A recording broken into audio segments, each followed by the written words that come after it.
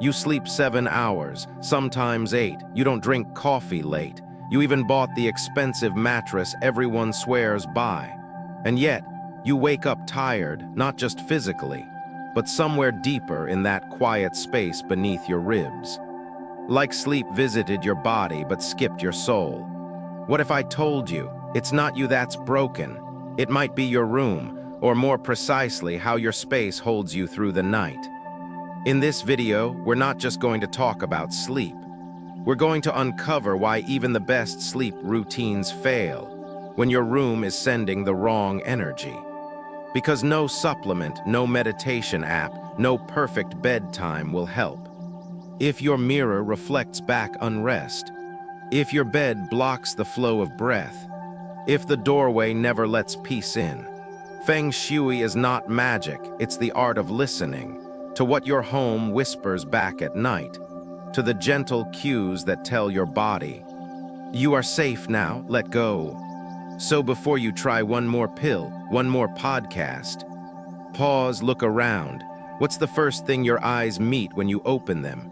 Is it softness or clutter? Is the light harsh or healing? Is your room, your sacred night temple, still holding onto yesterday? This is not a video about fixing your sleep. It's about remembering how to create the kind of space that lets you be held while you rest. Part 1. The sleeping room that drains you. You walk into your bedroom at night hoping to feel calm, but instead you feel crowded, not with people, but with things, the quiet hum of a forgotten clock, a pile of books you promised to read. A photo frame that once made you smile now only reminds you of a chapter you've outgrown. The room is tidy, yes, but something is still heavy. And every night as you slide under the blanket, you wonder, why doesn't this space make me feel safe? Why do I wake up feeling more tired than when I lay down? Here's the truth. A room doesn't need to be messy to be draining. Sometimes it's the energy, not the dust, that keeps us restless. Feng Shui teaches us that our bedrooms are not just for sleep. They are where our souls retreat, a sacred pause between days. If that space holds tension, cluttered emotion, or unresolved energy, your sleep becomes shallow, your dreams chaotic, your mornings dull. And here's where most people get it wrong. They think rest comes from silence, from switching off the lights, from closing the door. But what if the silence is carrying a noise you've long ignored? That chair in the corner still wearing the dress you haven't worn since your mother passed. That mirror quietly reflecting your bed, bouncing thoughts back to you all night long. That decorative sword your husband brought back from a trip, not violent but never soothing. These are not just objects. They are anchors to moods, memories, and moments we haven't released. In Vietnamese homes, elders used to believe that bedrooms should breathe, that the air must have room to circulate, not just physically, but spiritually. A room too full of history leaves no space for rest, because your mind, even in sleep, keeps reaching into those corners. Think about it. Have you ever walked into someone else's bedroom and instantly felt a chill, a pressure, or an inexplicable sadness? That's not superstition. That's sensitivity. Your body, like an old radio, can pick up on frequency, and bedrooms often broadcast the loudest because we leave the most of ourselves there. And what happens when that energy builds? You might fall asleep, but your breath stays shallow, you toss and turn, your dreams feel crowded. You wake with a weight in your chest, like grief you can't name. So how do we shift this? You begin by listening. Look at your room as if you were entering it for the first time. What object steals your attention immediately? Which corner feels stuck or harder to breathe in? Don't aim to clean, aim to notice. Start small. That one item you've walked past 100 times but never questioned. Do you still want it near your rest? Does it support the person you are becoming? Here's a gentle practice. Tonight, before bed, light a soft candle. Sit on your bed. And with your eyes slowly scanning the room, ask yourself, What in this space is still holding onto a story I've already finished? Maybe it's the painting above your headboard that reminds you of someone you loved and lost. Maybe it's a gift from someone who's no longer in your life. Maybe it's a stack of letters that feel like old echoes. Then choose one thing, don't throw it away, don't resent it, thank it. Wrap it in fabric gently. Place it somewhere else for now. A drawer, a box, a pause. Give your sleep the gift of one less attachment tonight. This isn't about minimalism, it's about energetic clarity. Because when your room becomes quieter, not in sound but in memory, you'll notice a shift. Your body softens faster, your breathing deepens, your dreams grow spacious, and sleep finally feels like the cradle it was meant to be. Remember, you don't need to rebuild your bedroom. You just need to let go of what no longer cradles you. Let your room breathe again, so you can too. Part 2, Decluttering, a soft farewell. There's a quiet moment, somewhere between cleaning and crying that no one talks about. You open the drawer, you hold the scarf. You find a birthday card signed in a handwriting you haven't seen in years. And for a second, you're not standing in your room, you're standing in the middle of a memory. This is why decluttering is never just about space. It's about permission. Permission to say, thank you for the warmth you once gave me, but I no longer need to carry you. Most people think decluttering means minimalism. Empty walls, perfect boxes, labels and systems. But for women who have lived full lives, for mothers, widows, daughters, it's not that simple. Every object becomes a thread in the fabric of your story, and pulling it out feels like unweaving yourself. But what if letting go wasn't violent? What if it was kind? In Feng Shui, clutter is not just an aesthetic issue. It's energetic congestion. Each item in your space holds a vibration, a memory, a weight. When you surround yourself with too many unspoken stories, your home stops being a sanctuary, it becomes a storage of who you used to be. Imagine your bedroom like a pair of lungs. It needs space to expand, to contract. But clutter, even quiet clutter, the book you never finished, the necklace with a missing clasp, the perfume bottle with only one spray left, fills those lungs with dust. And over time, you don't even notice that you've stopped breathing deeply. You just feel tired, distracted, foggy. You walk into the room and forget why. Your eyes skip over corners, your hands grow hesitant. Your spirit doesn't land fully. And at night, even your sleep is interrupted by tiny, silent anchors scattered around. Decluttering is not about throwing things away. It's about letting energy flow again, about honoring the past by not making it permanent. Start with one small thing, not what you hate. Start with something you once loved. A scarf, a letter, a teacup, hold it gently. Remember, smile, cry if you must. And then ask yourself, do I need this, or do I need the feeling it used to give me? If it's the feeling, then trust this, that memory already lives in you. You don't need the object to keep it alive. Place it in a soft cloth, whisper a thank you. Put it in a goodbye box, not a trash bin. This isn't about disposal, it's about respectful distance. Like waving goodbye to a train that once brought you somewhere beautiful but no longer fits your path. Decluttering is deeply cultural too. In Vietnamese homes, we don't just clean for the new year. We Ti letter 1 EC5 and Dai Kai Ku. It's a spiritual release. We sweep out old dust with red brooms, light incense, say prayers. Because we believe space must be cleared before luck, love, or light can walk in. That belief still holds true no matter where you are. You don't need a ritual. You just need presence. Set aside 15 minutes. Choose one drawer, one shelf, one corner. Don't aim to finish, just to feel. Sit with each item like you would with an old friend. Ask what it's still doing here. Some things will answer you clearly. Others may take time. But every object you release makes room, not just on the shelf, but inside your chest. A breath returns, a shoulder lowers. You sleep that night, not just with less around you, but with more peace within you. This isn't about perfection, it's about intention. A home where each object serves either function or joy.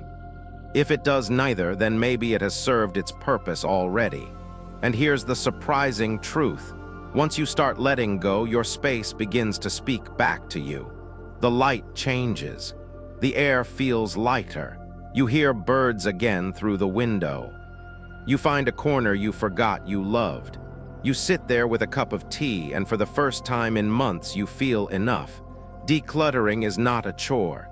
It's a love letter to your present self, a way of saying, I am ready to make space for who I'm becoming.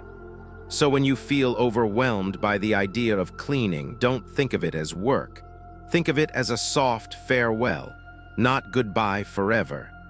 Just enough space for rest, for breath, for new dreams to come in and sit beside you gently. You don't have to do it all today. Just begin with one memory, one object, one deep breath.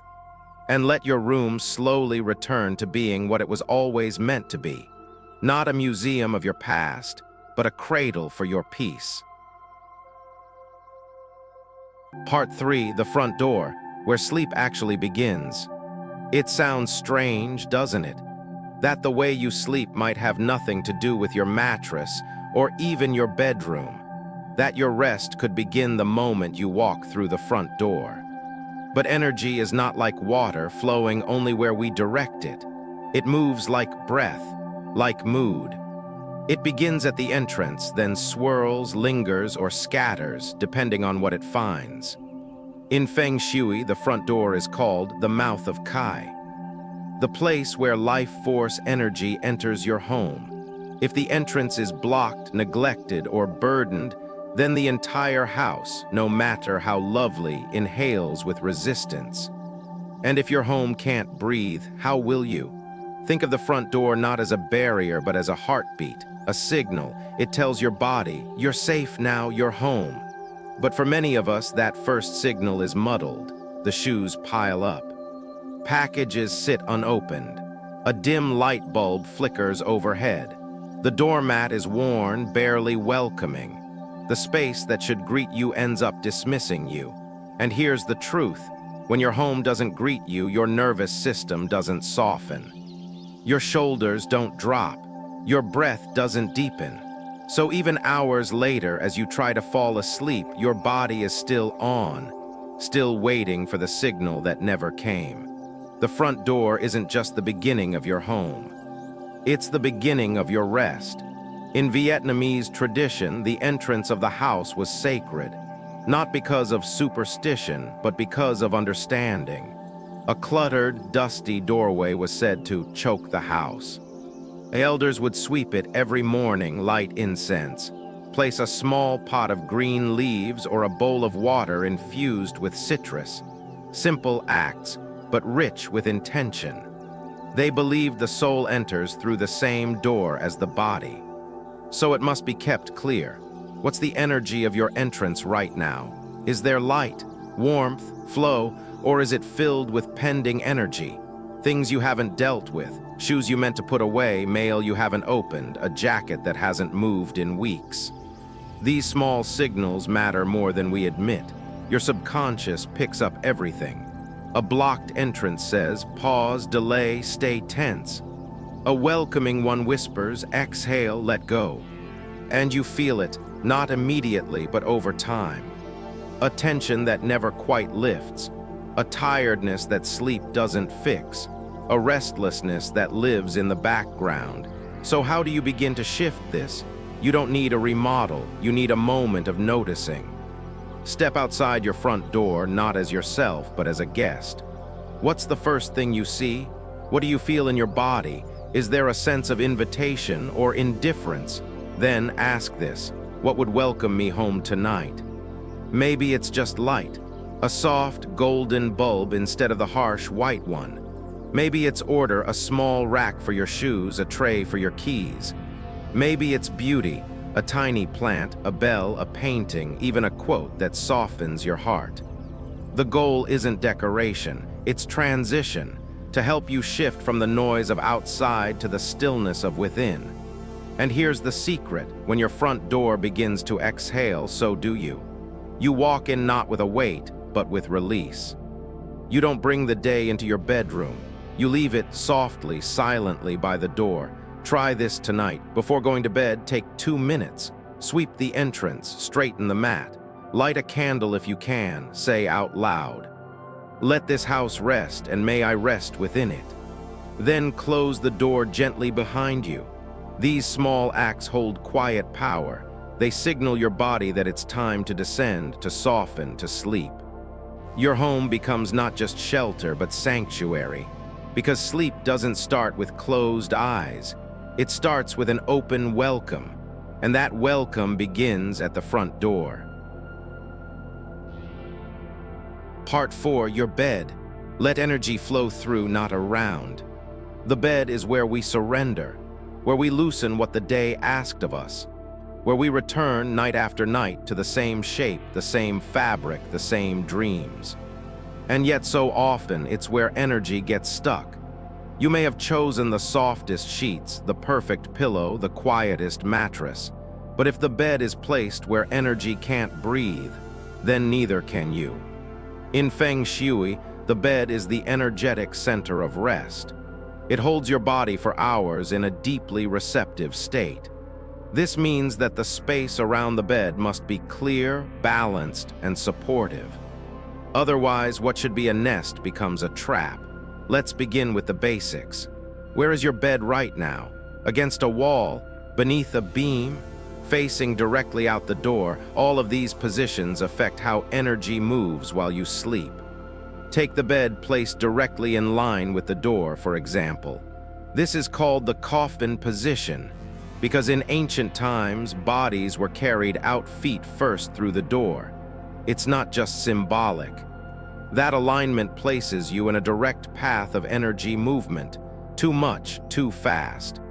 It creates a current that tugs at you all night, disturbing your depth of rest. Then there's the bed beneath an exposed beam or ceiling fan.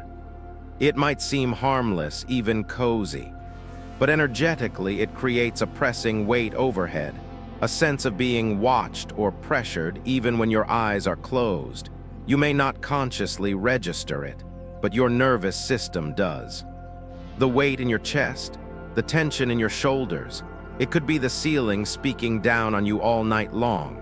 And finally, beds pushed into corners or tight against 3 walls. They may feel snug, but they also restrict energy flow.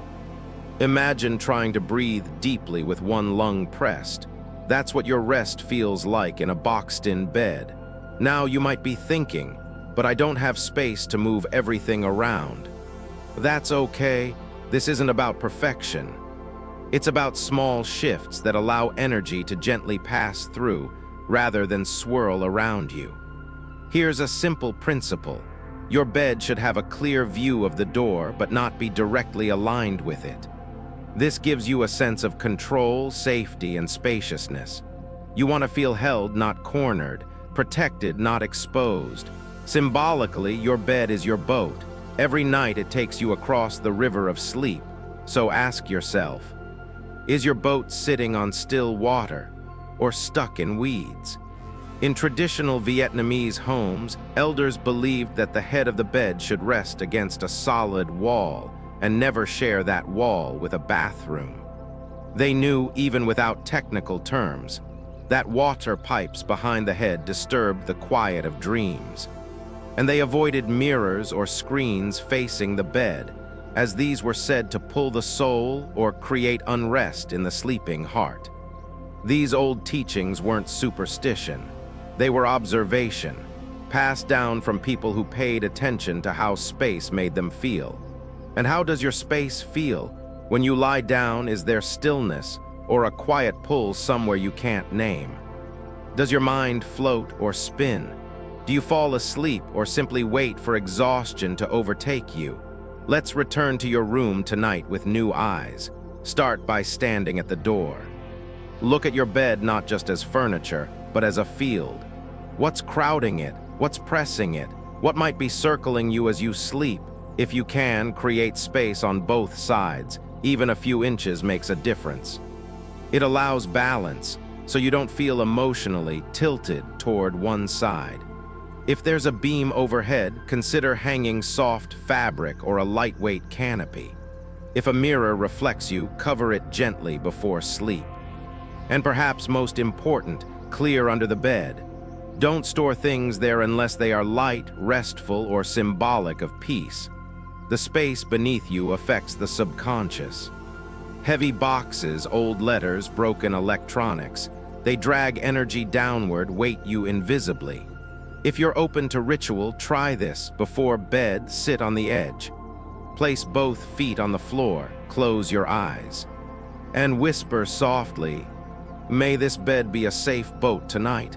May all currents be kind. May I sleep light and deep."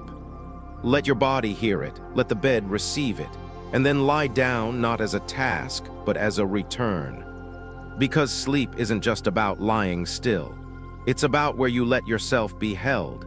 And the right placement of a bed, just like the right words or the right silence, can change everything. Part 5. Light, your silent sleep disruptor. You switch off the main light. You turn on the soft bedside lamp. You close the curtains. Everything seems quiet, dim, ready for rest. And yet, you still can't sleep. Maybe your body is in bed, but your mind is pacing. Maybe your eyes are closed, but there's a brightness behind your eyelids that won't fade. Maybe you're not restless from thought, but from light. Because sometimes what disturbs your sleep isn't noise, it's not stress, it's not even emotion, it's light that lingers where it shouldn't. Light in Feng Shui and in biology is powerful. It tells your body when to wake, when to eat, when to release hormones, when to sleep. We're wired by nature to follow the sun, to dim with dusk and rise with dawn. But our homes, full of artificial light, often whisper the wrong messages. Even the gentlest nightlight, if it's too cold, too blue, too direct, can confuse the brain. It delays melatonin production, your body's sleep hormone. And without melatonin, you don't descend into deep rest. You float half asleep, easily disturbed, dreaming in fragments. And yet we rarely question the light. That overhead lamp you leave on while brushing your teeth, it jolts your body into thinking it's midday. That hallway bulb left on just in case, it spills into your room like an unwanted guest. Even the standby light on your charger, tiny, green, blinking, becomes a silent messenger to your body. Stay alert. In Vietnamese tradition, people once used oil lamps before bed. Not because they lacked electricity, but because they understood. Fire flickers, soft and warm like the heart at rest. It soothed. It slowed. It taught the body to wind down gradually, like a river losing speed before entering the ocean. Today, we flick switches thoughtlessly. We trade golden calm for white convenience. But at what cost? Here's the truth. Light is not just illumination, it's instruction. It tells your body what to do, how to feel. And when used unconsciously, it whispers the wrong commands. So if you're struggling to sleep, don't just look inward, look outward, into your room, into the glow, into the places where light may be waking you even in the dark. Start with temperature. Is your nightlight blue-toned? Is your lamp LED and bright? These lights mimic daylight, and daylight tells your body, stay awake. Choose bulbs with a warm, amber tone, like candlelight, like firelight, like dusk. Let your room glow like a setting sun, not a hospital hallway. Next, look at direction. Where is the light facing? Straight into your eyes. Reflecting off a mirror? Leaking through a gap in the curtain? Try shifting your lamp so it points down, not out. Use cloth shades or salt lamps to diffuse brightness. Add blackout curtains if outdoor lights spill in. And cover or tape over any blinking devices, Routers, chargers, screens. Let the room be truly dark, truly quiet. You may not think it matters, but your body will know. And timing matters too. Stop exposing yourself to bright screens, phones, TVs, tablets at least 1 hour before bed. Not because you're weak, but because your brain is wired to respond. Blue light delays melatonin. And delayed melatonin means delayed rest. You fall asleep later and sleep less deeply. Instead, create a new ritual, one where light becomes gentle again. You can dim your lights slowly over 30 minutes. Let your body follow. Let the atmosphere shift with your breath. If you're sensitive, even dim light can be too much. In that case, try sleeping in full darkness. Use an eye mask, turn off all electronics. Let your nervous system settle into true stillness. And if you crave a little glow, a sense of softness, choose it intentionally. Let it be warm, let it flicker. Let it feel like moonlight, not the harsh pulse of a screen, but the hush of a late summer evening. The effect will surprise you. You'll find yourself yawning earlier. Your muscles unclench. You wake less during the night. And perhaps most telling of all, you'll remember your dreams more clearly. Because now your body is being allowed to descend fully into delta waves, into repair, into the realm where the soul meets silence. So tonight, instead of asking, "Why can't I sleep?" ask, "What light have I forgot to turn off?" Not just switches, but habits, brightness, expectation. And then turn them down, one by one, like drawing curtains across the sky. Because rest is not something we demand, it's something we allow. And allowing begins in the light we choose. Part 6, Silent Shadows. What objects whisper while you sleep? There's a strange kind of noise that doesn't come with sound. It hovers in a room that looks peaceful, clean, even beautiful. But something about it makes your shoulders rise. Your breath shorten, your dreams restless. You wake up in the morning and can't explain why you feel watched. You try to meditate, but your thoughts scatter. You fall asleep, but never fully descend. Sometimes the problem isn't you. It's not the stress. It's not the coffee. It's the objects in the room silently whispering while you sleep. In Feng Shui, every object holds energy, not metaphorically, but tangibly. A mirror isn't just glass. A statue isn't just art. A broken clock, a dusty photo, a sharp-edged souvenir, all carry frequency. They shape the emotional landscape of a room, especially when your eyes are closed and your subconscious is fully open. Take mirrors, for example. Most people place them without thought, above the dresser, across from the bed, facing the window. But mirrors do more than reflect, they amplify, they bounce light, energy, and movement. When placed directly across from your bed, a mirror doesn't just reflect your sleeping body. It reflects your dreams, your vulnerability, your silence. And this doubling can feel unsettling, even disturbing, especially over time. In Vietnamese homes, old teachings warned, never let a mirror face your bed, not because of superstition, but because it splits the self. One version sleeps, the other watches. That subtle division can create spiritual unrest.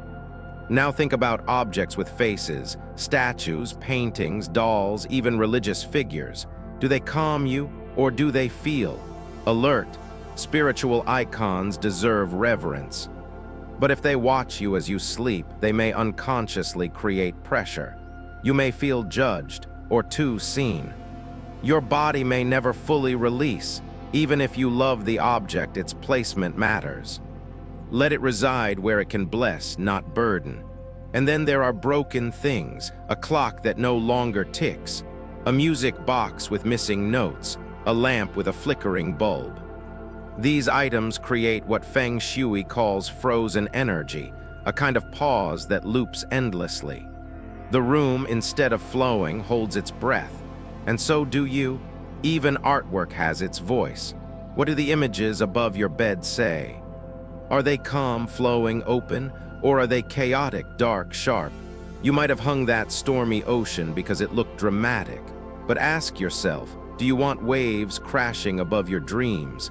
These things aren't bad. They're just mismatched for the space. What works in a living room may not belong in your most sacred place of rest. The bedroom should be a whisper, a sanctuary, a place where energy bows its head and grows still. So how do we listen?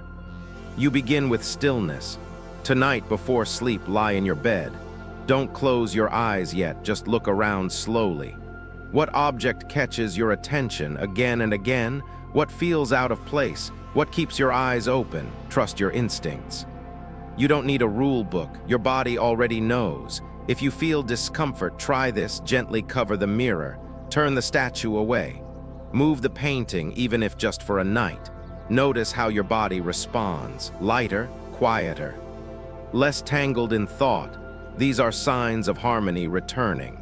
Another practice, walk into your room as if it's someone else. Pay attention not just to beauty, but to weight. Where does your breath shorten? Where does your gaze hesitate? Then take action with grace. Don't throw away what you once loved, just relocate it. Create a space where it can shine without shadowing your rest. You don't need emptiness, you need intention. Let your bedroom speak in soft tones. Hang images of open sky, flowing rivers, quiet fields. Let symbols of peace surround you, not as decoration, but as energetic lullabies. And if you keep sentimental things, old letters, gifts, tokens of love, place them with tenderness. Wrap them, contain them. Let them rest too. Because just as you deserve peaceful sleep, so do the objects you've held for too long. This isn't about fear, it's about awareness. About choosing what energy gets to witness your most vulnerable hours. Sleep is sacred. It is not simply closing your eyes. It's trusting the space around you to be silent enough to hold you without speaking. So tonight, let your room fall quiet, not just in sound, but in presence. Let only the softest, kindest energies remain. Let the rest step outside, even just for one night, and feel what happens when the shadows stop whispering. Part 7. Invite nature into your night. There's a kind of sleep that feels like floating in a forest. Soft, cool, rooted, where breath is deep and the world feels far. You wake not just rested, but returned. That kind of sleep rarely happens in rooms filled only with plastic, screens, and artificial air. It happens when nature is near, even in the smallest ways, because your body, no matter how modern your life has become, remembers. It remembers the rhythm of wind through leaves, the scent of wet soil after rain, the dimming of sky before stars. It remembers and it longs. That's why inviting nature into your sleeping space isn't a luxury, it's a return. A reconnection with something your soul has been trying to find in the silence. You don't need a forest outside your window. You don't even need a garden. You just need intention. A few choices made not for style, but for stillness. Start with something alive. A single plant placed gently near the window or at your bedside can shift the entire energy of a room. Choose one that breathes at night, like a peace lily, snake plant, or golden pothos. These aren't just decorative, they're companions. Quiet green presences that restore oxygen and more subtly remind you life is near. Growth is possible, stillness can be alive. In Vietnamese homes, TR letter 1EA7 U Ba and Lan Y Acute were placed not for aesthetics, but for harmony. Their leaves shimmered in morning light, their growth slow and certain. They were seen as listeners, keepers of the room's energy, and at night their quiet presence steadied the breath of those who slept beside them. But plants are only one part of the story. Think also of material. What wraps your skin when you lie down? Is it synthetic, cold, clinging? Or is it cotton linen, something that whispers back the warmth of the earth? Natural fibers don't just breathe better, they feel kinder. They hold no static, no resistance. They age with you, softening over time like old hands. Choose what lets your skin exhale. Then comes scent. And here the lightest touch is the deepest. A drop of lavender on a cloth, a little bowl of dried orange peel by your pillow. A wisp of cinnamon in warm water near the bed. These are not perfumes, they are mood guides. They tell your body the day is done. The breath can deepen now. The mind can let go.